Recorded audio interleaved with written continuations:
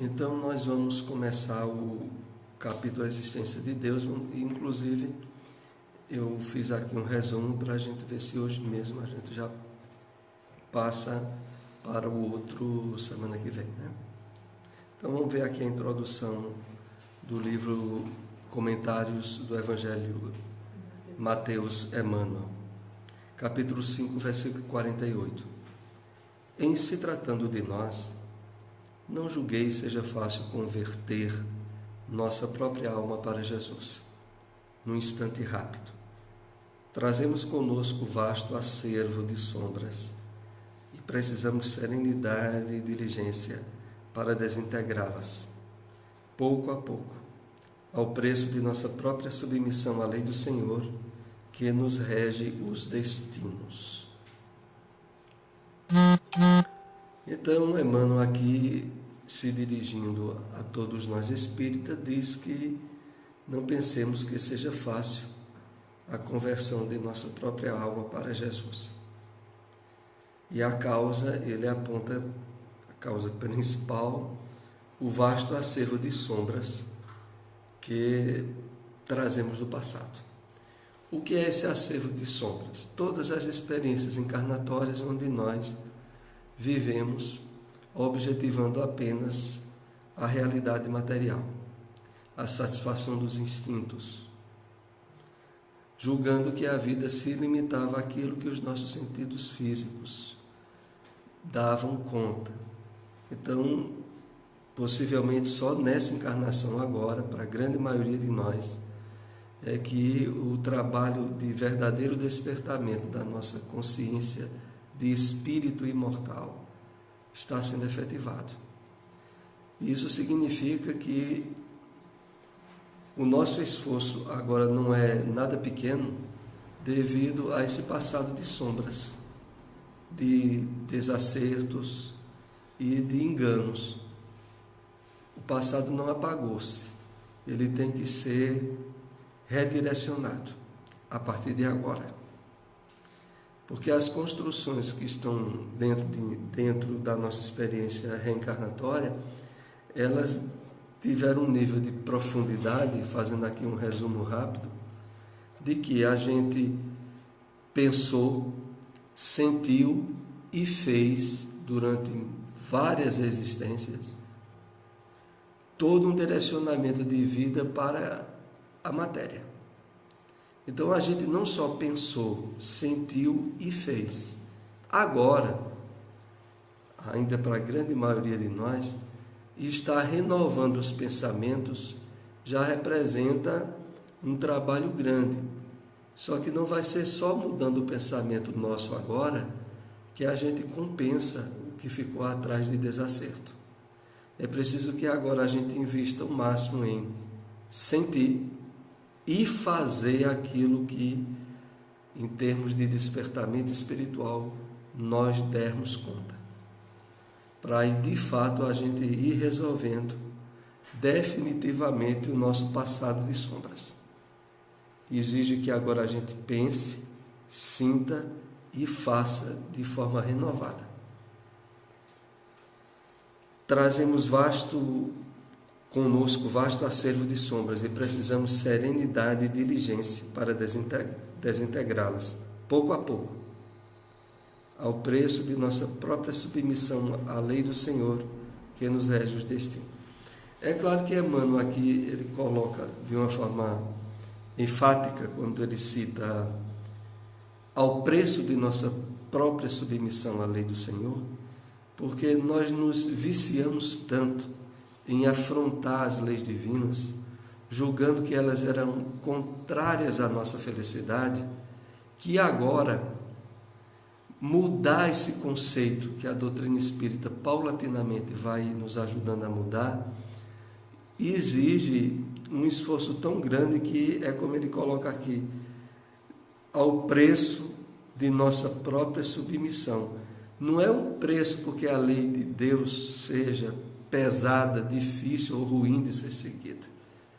É porque pesado, ruim e difícil é a gente drenar o passado de afastamento dessas leis que a gente esteve muitas vezes envolvido e que agora precisa reaproximar-se delas. Vamos então dar início aqui ao nosso tema, a existência de Deus, que no livro A Gênese é feito vários apontamentos semelhantes em parte àqueles que a gente já comentou no estudo do livro dos Espíritos, que o livro dos Espíritos, logo no seu início, tem um capítulo referente a Deus, que inclusive começa com a primeira questão, que é Deus. Mas ali vai ser feita várias observações e respostas dos Espíritos sobre a natureza de Deus, a existência. Isso que agora, no livro A Gênese, a gente vai tentar fazer alguns apontamentos complementares, porque parte deles já estão no livro dos Espíritos. Afinal de contas, é bom a gente lembrar que o livro dos Espíritos se desdobra no Evangelho, no Céu e Inferno, e no livro A Gênese, e no livro dos Médiuns. Então, há muita coisa no livro dos Espíritos que é reaproveitado nesses livros. Porque esses livros, eles vão, claro, trazer apontamentos novos, mas vai usar uma boa parte do livro dos Espíritos. Sendo Deus a causa primária de todas as coisas, a origem de tudo que existe, a base sobre que repousa o edifício da criação, é também o ponto que importa consideremos antes de tudo. Então aqui a gente começa fazendo algumas observações complementares. Vejam, na base de todas as grandes religiões da humanidade está a necessidade de crer em Deus. No cristianismo, no budismo, no islamismo, no brahmismo, sejam quais forem os nomes que se atribuam a Deus. Porque pouco interessa se chamam Deus de Krishna ou de qualquer outro nome, porque aí são designações humanas. Mas em essência de um Criador que deu origem a tudo que existe e que no Ocidente nós chamamos de Deus, aqueles que pertencem ao cristianismo, a designação não tem maior importância. Agora, a importância tem os argumentos, as reflexões e as convicções que se pode ter a respeito da existência de fato de Deus, já que muitas pessoas que se intitulam ateus dizem não crer em Deus. E para elas apontam uma série de razões. E quando nós analisamos assim do ponto de vista espírita, que sempre nos convida a usar a inteligência, a razão e a lógica, a gente entende perfeitamente porque muitas pessoas dizem não acreditar em Deus. Entende porque nós vivemos num mundo de provas e expiações, aonde desastres, desgraças, injustiças ocorrem todo dia. E quando essas situações atingem alguém de nós pessoalmente, se não houver uma base firme em relação à convicção religiosa em Deus, a pessoa passa a descrer de Deus. Muitos passaram. A pessoa que tem uma crença superficial e enfrenta uma tragédia, um problema difícil, que lhe desequilibra intensamente, não são poucos que diz daqui em diante, eu não acredito mais em Deus. E de fato, a causa maior é a ausência do conhecimento de como funcionam as leis espirituais da vida. Para nós espíritas, temos assim como fundamental esse conhecimento para que a gente tenha uma crença raciocinada, firme e que não se abale perante as vicissitudes da vida. Para que a nossa crença seja de fato firme assim, é preciso que a gente tenha o máximo de conhecimento possível de como essas leis de Deus funcionam.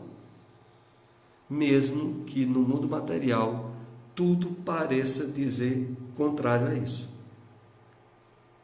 Porque a observação da existência humana apenas do prisma material, no mundo de provas e expiações, se nós formos altruísta, nos colocarmos no lugar de muita gente, não é fácil. É fácil dizer da boca para fora, e quando as coisas vão relativamente bem. Mas quando a pessoa é atingida pessoalmente de uma forma grave, não é fácil. A não ser, como nós aqui estaremos hoje procurando analisar um pouco, nós tenhamos base de conhecimento de como, por trás de tudo que ocorre no mundo material, há leis espirituais que são determinantes e que controlam tudo, mesmo que a gente não perceba. Mesmo as situações de maior injustiça ou absurdo, as leis de Deus estão ali funcionando. Por mais disparate que a criatura humana cometa, inclusive contra si mesmo, como no caso de um suicídio, mas por trás as leis de Deus estão atuando. Se não atuaram impedindo, por razões que extrapola o entendimento imediato materialista, por trás há muitas causas espirituais que as pessoas vitimadas ou envolvidas não atinaram a elas. Então, quando ocorre um desastre, e o suicídio não deixa de ser um desses grandes desastres, pode ter certeza, o que se tentou de intervenção divina, de providência, para que aquilo seguisse outro caminho, foi feito. Quando seguiu aquele caminho, é porque perante as circunstâncias e perante a percepção da vida em termos de imortalidade, aquela circunstância ainda foi aceita e permitida pelas leis divinas. Se não é aprovado porque é contrário à lei, sobretudo à lei do amor, mas é consentido face às perspectivas futuras que as pessoas envolvidas irão ter.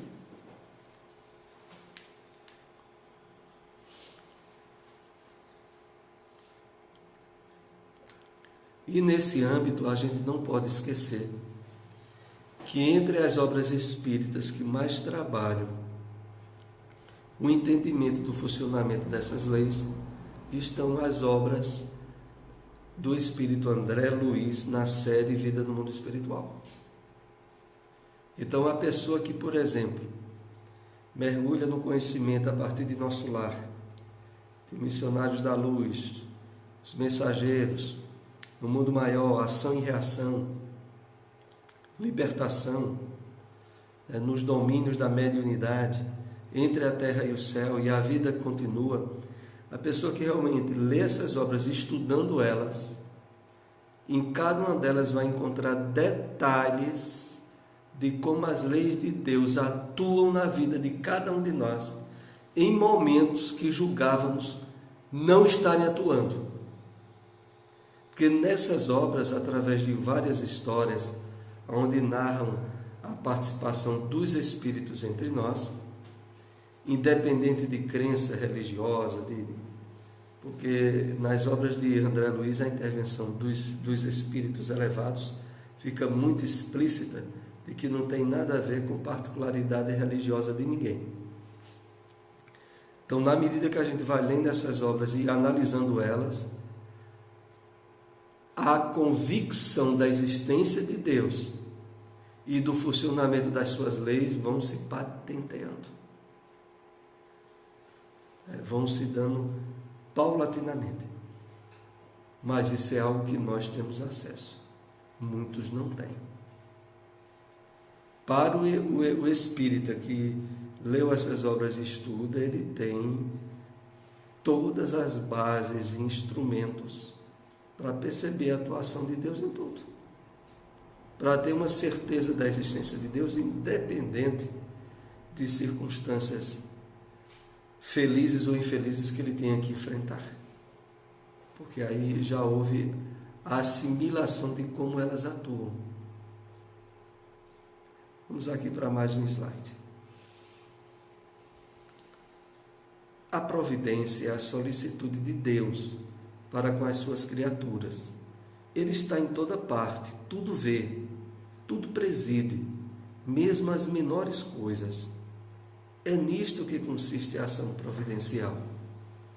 Admitida a existência de Deus, só se pode admitir quanto à sua ação, que ela se exerça sobre as leis gerais do universo.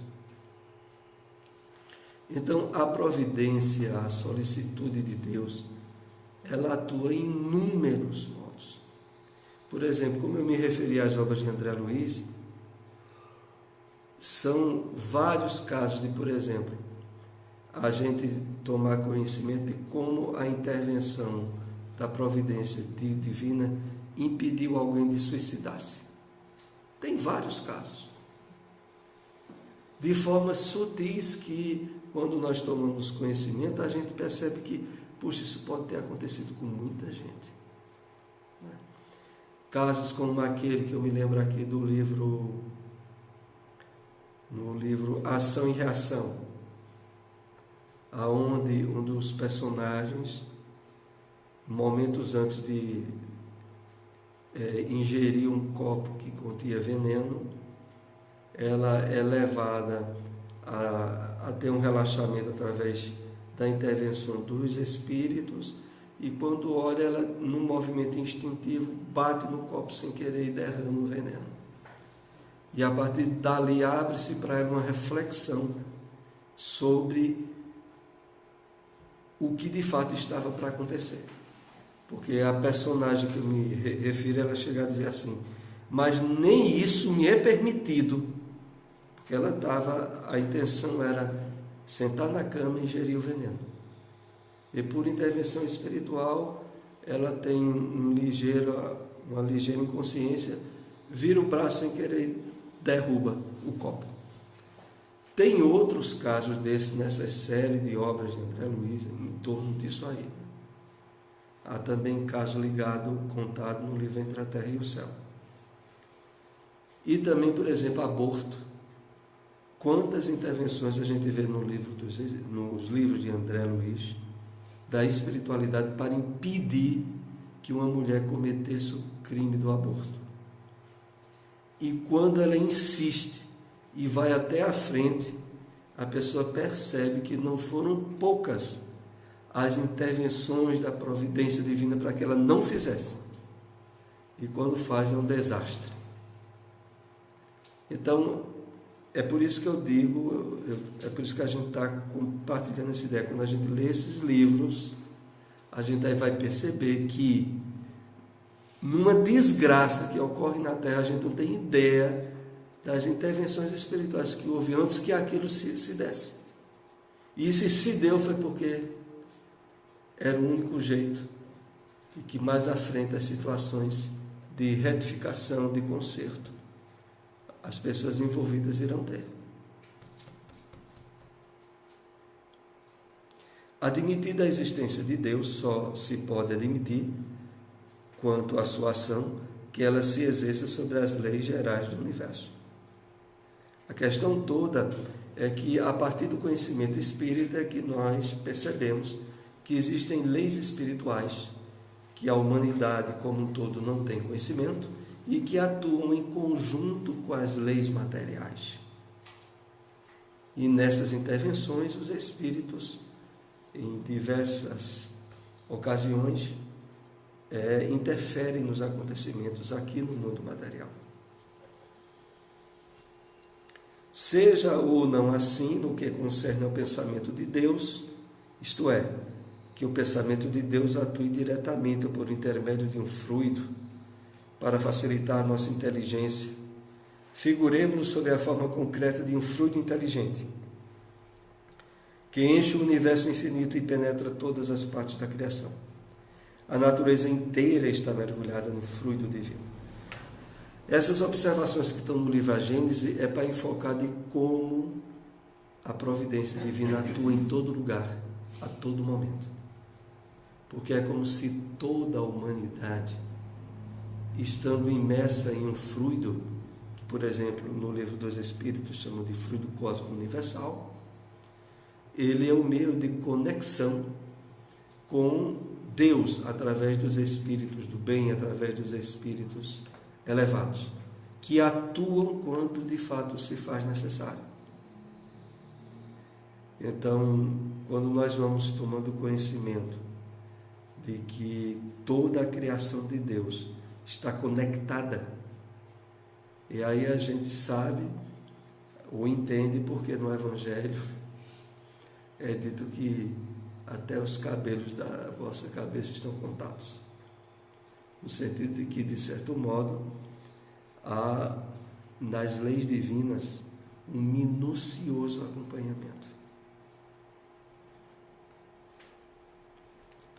Em virtude do princípio de que as partes de um todo são da mesma natureza e têm as mesmas propriedades que ele, cada átomo desse fluido, se assim nos podemos exprimir, possuindo o pensamento, isto é, os atributos essenciais da divindade, estando o mesmo fluido em toda parte, tudo está submetido à sua ação inteligente, à sua previdência, à sua solicitude. Então, aqui nós queremos acentuar esse fato de que o entendimento minucioso do funcionamento das leis divinas, que está diretamente ligado à providência ou à intervenção de Deus em nossa vida, através dos espíritos e através de circunstâncias que muitas vezes, aqui na Terra, durante a nossa encarnação, elas se vinculam a essa providência. A pessoa nasce em determinado local e aí tem algum amigo que por exemplo, isso é uma hipótese que eu estou levantando aqui, tem algum amigo que, por exemplo, é espírita, mas depois essa amizade se desfaz. Mas aí lá adiante, quando a pessoa já está na idade adulta, vem a ter algum conhecimento sobre espiritismo. E aí aquilo que ele vivenciou na infância, durante pouco tempo de amizade com alguém que era espírita, já facilita tudo para que ele reencaminhe o seu roteiro de vida dentro do alinhamento do espiritismo. Então há muitas coisas sutis que a gente tem ao longo da nossa caminhada e que está embasado na atuação dessa providência divina.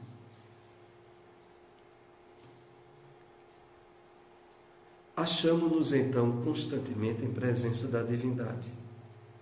Nenhuma das nossas ações lhe podemos subtrair ao olhar. Nosso pensamento está em contato ininterrupto com o seu pensamento, havendo, pois, razão para dizer-se que Deus vê os mais profundos refolhos do nosso coração. Estamos nele, como ele está em nós, segundo a palavra do Cristo. É uma referência à primeira carta de João, capítulo 4, versículo 13. E que diz exatamente essa parte final aí, de que Deus atua em nós e, de certa maneira, há uma conexão, independente de crença ou religião, de toda a humanidade, com o divino de onde todos nós viemos. Então, ter consciência de que nos achamos constantemente em presença da divindade, usando a dedução lógica e o raciocínio que a doutrina espírita nos dá, isso nos convida a ter um nível de atenção, de cuidado, de vigilância, de direcionamento da nossa vida em harmonia com os propósitos elevados, pelo fato de sabermos que não há nada oculto que não venha a conhecimento, de que há uma multidão de testemunhos que nos acompanham em todas as circunstâncias do dia a dia, como já dizia o apóstolo Paulo. E que isso significa, não poucas vezes,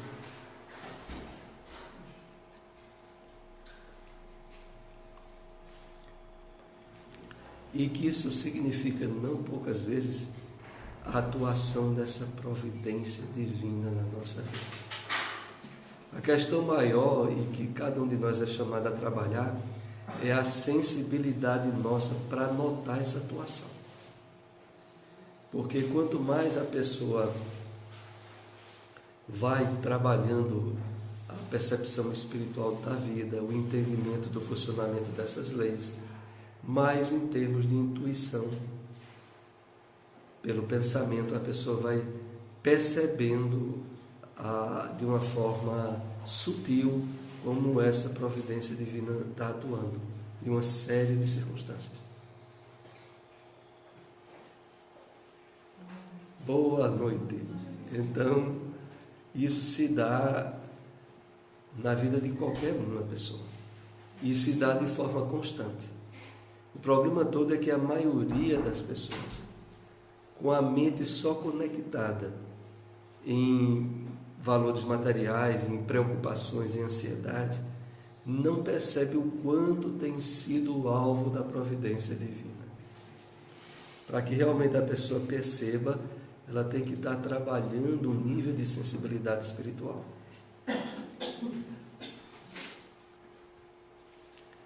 Para estender a sua solicitude a todas as criaturas, não precisa Deus lançar o olhar do alto da imensidade.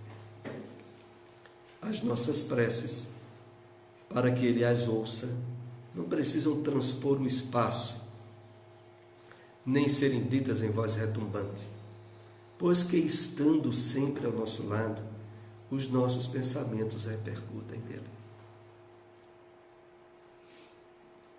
Às vezes, essas evidências que a doutrina espírita nos dá, nós temos certa dificuldade de acreditar. A gente acha que não é também desse modo. Mas, em verdade, a causa maior da dificuldade que nós temos de acreditar é porque nós já quebramos muitas vezes a cara nas ilusões projetadas no mundo materialista. Então, a gente já teve, inclusive, a maior quebrada de cara que nós temos perante as experiências de vida que nós já tivemos, que foi enfrentar a morte. Porque realmente isso é válido, sempre foi válido na história da humanidade e ainda é válido nos dias de hoje. A pessoa que tem a vida toda projetada para coisas materiais, chega o momento da morte, que chega para todos. Para ela, é morte mesmo. Não é morte só de aparência. Eu me refiro ao fato de que ela projetou tudo nas coisas materiais e tem que abandonar tudo. E não vai ter chão para botar os pés em relação a isso. E quando entra para o mundo espiritual, está totalmente inabilitado a interagir, a ter um nível de consciência que possa estar atuando no mundo espiritual. E aí é se preparar para reencarnar. Então, muitas vezes a gente já passou por isso. E isso deixou marcas frustrantes. A tal ponto que hoje, quando nós temos o contato com a revelação espírita, usando a inteligência, o raciocínio, enfocando as leis divinas, a gente tem dificuldade em ter certeza que elas atuem desse modo como nós lemos aqui. Que aqui a gente leu assim, que para estender a sua solicitude a todas as criaturas sem exceção, não precisa Deus lançar o olhar do alto da imensidade. E depois diz aqui no final, pois estando sempre ao nosso lado, os nossos pensamentos repercutem nele. Para muita gente é difícil acreditar, porque as experiências frustrantes em termos materiais marcaram muito a todos nós no passado. E aí a gente precisa apagar ou redefinir, redirecionar esses conceitos errados que a gente teve. E como a gente viu na introdução do estudo de hoje, não é do dia para a noite, não é fácil. Exige todo um trabalho de drenagem, de adubagem, de refogar a terra dos valores que a gente antes tinha como certos. Deus existe, disso não podemos duvidar. É infinitamente justo e bom. Essa a sua essência. A tudo se estende a sua solicitude. Compreendemo-lo. Só o nosso bem, portanto, pode Ele querer. Donde se segue que devemos confiar nele. Isso é essencial. Quanto ao mais, esperemos que nos tenhamos tornados dignos de o compreender. Então, quando aqui é reforçada essa afirmativa que já andamos aqui refletindo no início do nosso estudo, Deus existe, disso não podemos duvidar. Esse reforço é porque, como comentamos, quando as coisas vão bem é fácil acreditar em Deus, mas quando vão mal não é tão fácil. Mas é justamente por isso que nós temos na doutrina espírita essa clareza que nos convida à reflexão agora, para que em momentos de chuvas fortes a gente tenha bases em que se sustentar. Durante o período de bonança e com menores dificuldades, a gente vai juntando e reforçando convicções, certezas, para quando chegar os momentos naturais que sempre hão de chegar, de testes maiores, a pessoa esteja firme.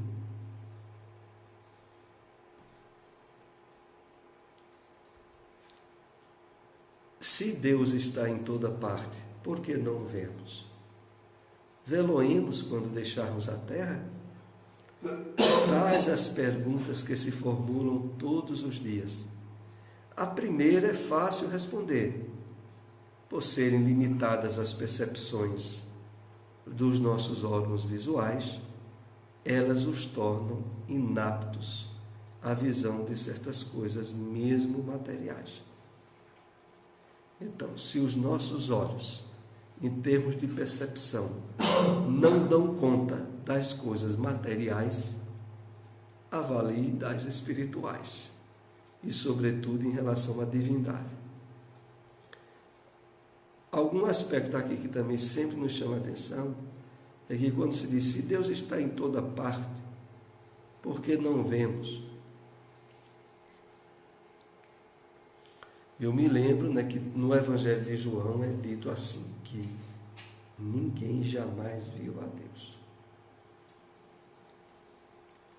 Apesar de que no livro Obreiros da Vida Eterna, Cavalcante só queria entrar no plano espiritual se tivesse uma audiência com Deus.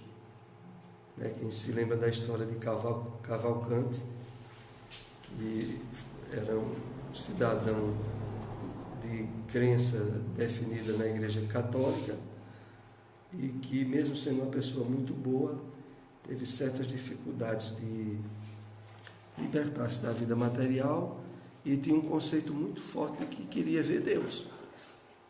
E a gente sabe que no plano espiritual nem sequer todos os espíritos a pessoa vê os espíritos que estão na faixa vibratória da pessoa. Espíritos mais elevados são invisíveis, mesmo que a pessoa esteja desencarnada. Ora, se os próprios espíritos são invisíveis a nós desencarnados, avalie Deus. Então, por serem limitadas as percepções dos nossos órgãos visuais, elas os tornam inaptos à visão.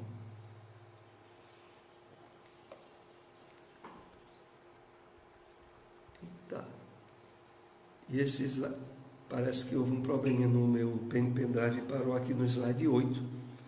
Então a gente vai ter que fazer alguns argumentos ainda fora do slide. E vejam só, voltando aqui a esse texto, há uma elucidação bíblica que eu acho sempre importante, que é aquela referente às contradições que ficam dizendo sobre a Bíblia, porque lá no Antigo Testamento, no livro Êxodo, é dito que Moisés conversava com Deus face a face. E a gente aprende que, na verdade, não era Deus, Criador do céu e da terra, que conversava com Moisés. Eram espíritos guias daquela nação, que através da mediunidade de efeitos físicos, da qual Moisés era altamente portador, e talvez até outros lá ligados à atividade religiosa do povo de Israel, possibilitavam que espíritos que assumiram a tarefa de conduzir, de ajudar aquele povo, se materializasse, às vezes como chama, como um símbolo material que para eles estimulasse reverência e atenção. Porque lá no livro Êxodo é dito de uma manifestação de uma sarça que ardia, que a sarça é o sinônimo de uma fogueira, a semelhança de uma fogueira que tinha uma chama que não se apagava e que para eles simbolizou durante algum tempo esse nível de comunhão, como se eles estivessem em contato com o Deus Criador. Então a gente tem que entender que, na verdade, não é que haja uma contradição, é porque muitas vezes na Bíblia a questão da presença de Deus, não poucas vezes, foi colocada como sinônimo da presença de espíritos elevados. Assim como também foi dado o nome de anjos a muitas manifestações espirituais, que em verdade não eram seres no nível de perfeição angélica, eram espíritos de pessoas que viveram na Terra. Deixa eu ver aqui se ainda tem um slide para nós comentarmos hoje. Vamos.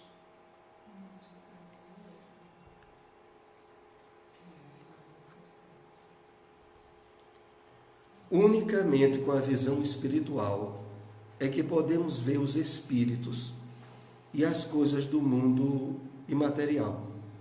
Somente a nossa alma, portanto, pode ter a percepção de Deus.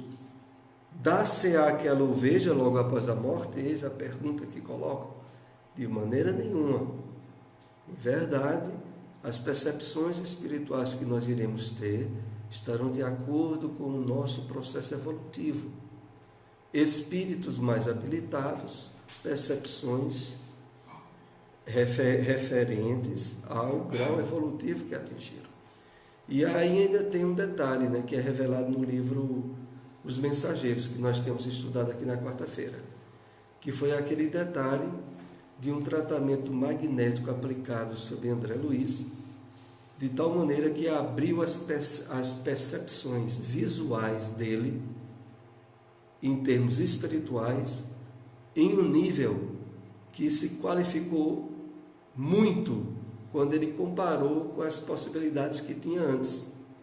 É um tratamento magnético que a gente até estudou aqui, que é aplicado através da espiritualidade, de tal maneira que André Luiz começou a perceber, mesmo no plano espiritual, aquilo que antes ele não via. Então, essa visão sempre será relativa. Bom, esse é o último slide desse tema, sendo Deus a essência divina por excelência. Unicamente os espíritos que atingiram o mais alto grau de desmaterialização o podem perceber. Nós aqui durante a nossa encarnação podemos ter a percepção em termos de dedução intelectiva, maximizada pelo aprofundamento no conhecimento do mundo espiritual e das leis divinas que atuam. Há um livro também que eu li, que é um livro espiritualista, mas para muitos também tido como espírita, e que abrange e aprofunda muito a compreensão dessa lei, que é um livro de Pietro Baldi, chamado A Lei de Deus. Pietro Baldi, que foi um espiritualista que nasceu na Itália, depois veio morar no Brasil, fez uma amizade grande com Chico, com o movimento espírita, e escreveu diversas obras sob um nível de mediunidade que ele dá uma característica bem peculiar que ele chama de a voz.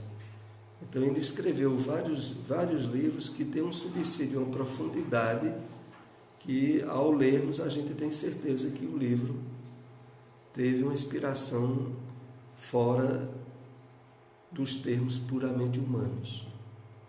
Então, 2 livros dele que eu já li que se destaca muito é A Lei de Deus e A Grande Síntese. A Grande Síntese, inclusive, é um dos livros que nós temos lá no Bezerra de Menezes. É o livro que faz como o próprio título diz, um esclarecimento do funcionamento não só das leis de Deus, mas do próprio nascimento da vida de uma forma profundamente intuitiva. É o livro que uma vez eu disse aqui, analisado em termos de revelação, o surgimento do espírito, do tempo e do espaço. Então é tratado num nível de compreensão para nós, desde que a gente já tenha uma certa base de conhecimento espírita nisso, o entendimento de como é que surgiu o tempo na dimensão em que nós nos encontramos e a ilusão que é projetada em cima disso. Porque em essência, vejam, em essência, como hoje é dito pela física quântica, o tempo não existe. Tempo só existe porque tem espaço. E se esse espaço, em termos espirituais, é infinito, apenas nós temos a percepção do espaço limitado pelas nossas percepções físicas ilusórias. Então, esse livro trata disso, que é um livro de Pietro Baldi. Mas, em relação a Deus e as leis de Deus, o livro que é mais indicado é A Lei de Deus. Vai mostrar o funcionamento meticuloso, tanto para nós encarnados, como no conceito geral das leis divinas. Chegado o momento aí de nós encerrarmos o nosso estudo. Vamos para a prece, né?